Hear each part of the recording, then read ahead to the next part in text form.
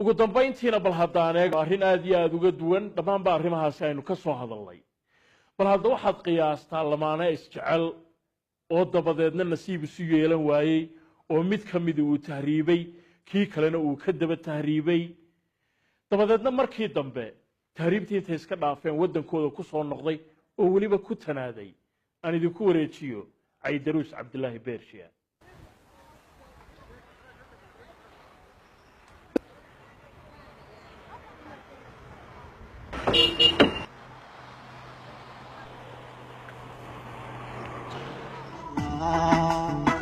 رارتي حجي دحي جعيلكاغ وبين مركو كلمة دغيستي مسيري ودغي جعيلكا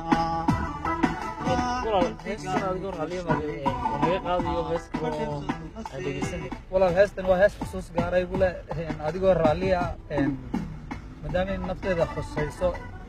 waan bedelina laakiin ha yar dhamaata raalli hawintaana bal maxamuud oo ku magac dheer maxamuud boodhari oo ku nool magaalada Hargeysa intii aan saarnaa gaadhigiisan taksiga ah ee gaarsiinay goobta aan doonayay wixii iga sheekeeyay sheekada uu sheegay inay ku jirto qisa xanuun badan oo heestan aynu ka dhageysanaynay ku saabsan bal jacaylka taariikhdiisii halkuu ku dambeeyay iyo waxyaabihii dhacay intii uu socday aynu wada eegi doonaa waxa idin kala baxaya maxamuud boodhari iyo sheekada aniga jacaylka waxba ka aqoonin ayaa waxaan isbaranay inaan maalin sikadiisa waliba isku baranay adigu markii aan isbaranay muddo 2 sano ayaan wada sheekaysanay ayaa waxa dhacday inantii in reerkoodii loo soo doonto ayaa waxa dhacday inantii in iyadoo shandadeedii sidata ay ii timi igu tiri maxamuud oo walaal waxa jirta arrin reerkaygu damacsayay berri toolana waxa loogu talagalay aniga in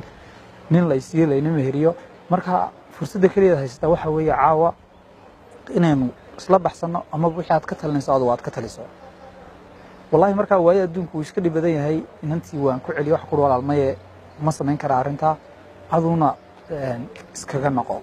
inantii way caraatay waxaana igu jawaabtay waxaad weligaaba been badi sheegi jirtay ma jeclayn sidiina waan ku kala tagnay markaas anigana xanuunka jacaylka ugu darna halkaas uu iga bilaabmay inaan telefoonkayga ma qaban jirin message baan u dirshay ma jawaabi jirin trish baan soo qaaday dhiig baan iskaga qaaday warqad baan ku qoray waxaan u geeyay waxaan dhigay gurigooda iska soo horjeeda dhagaxna waan u saaray way qiirootay way damqatay waana ila soo hadashay makiinad baan soo iibsaday makiinadii marka dukaankayga soo iibsaday waxaan ugu talagalay markaa inaan inanta horteeda aan gacantayda ku jeexjeexo kadib waxaan ku walaal markaa waa la bixiyay inantii waana la meheriyay waxaan ku walaal anigu marwaatay waa lagu bixiyay waa lagu meheriyay wax ujeeda oo yam waxdan oo kala maanta inaga dhaxayn kara haba yaraatay ma jiraan balse waxaan doonay inaan ku cadeeyo inaan ku jecelayo kaliya makiinada baan soo qaaday gacantaydan ayaa waxaan sameeyay horteeda ayaan ku jarjaray sidan imika baad arkayso saasan in badan oo dibadda imika muddo ka soo wareegtay xoog baan ugu jarjaray inta markaa waxa sameysay aad bay u damqatay waana dareentay xanuunkii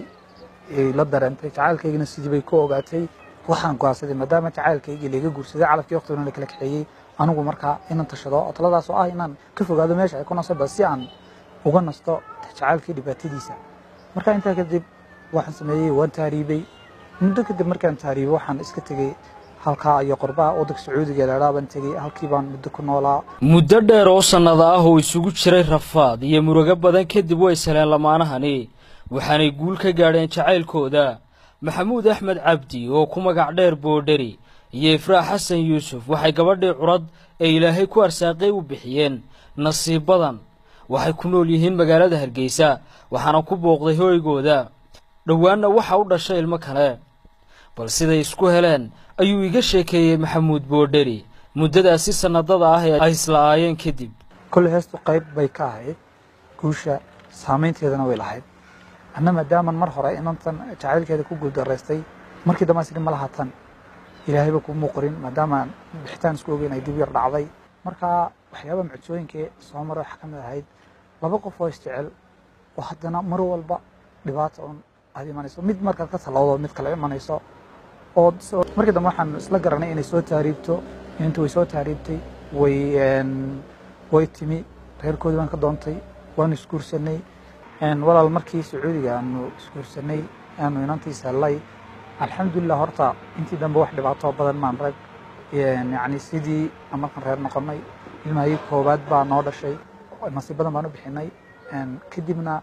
halkii markaanu muddo aanu deganayn waxaan go'aansanay inaan waddankii iskaga noqonno lamaanayaal fara badan oo qaarkood ilaa hadda isla yihiin oo xidhiidh jacayl wadaagay iyo kuwa hadda ay u qorshaysan tahay inay islaamba waxay labadani lamaane ee wadaagay nolosha jacaylku ay farriin wada jira u direen lamaanayaashaasi iyagoona sheegay in jacaylku ka qaalisan yahay wax kasta oo dunida korkeeda yaalla anigu midda keliyaan aaminsanahay waxay tahay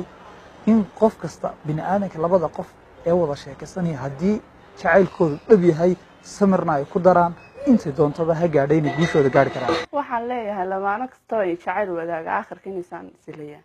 qofka muuqaalkan daawanaya ee laga yaabo marxaladdan uu hadda ka soo baxay maxamuud ee hadda uu macaankeedii ama nolosha quruxdeedii uu helay uu ku jiro waxay u noqon doontaa farriin fiican oo ay gudbiyeen lamaanahan isjecel waa Idris Bershiya telefishinka Universal Hargeysa.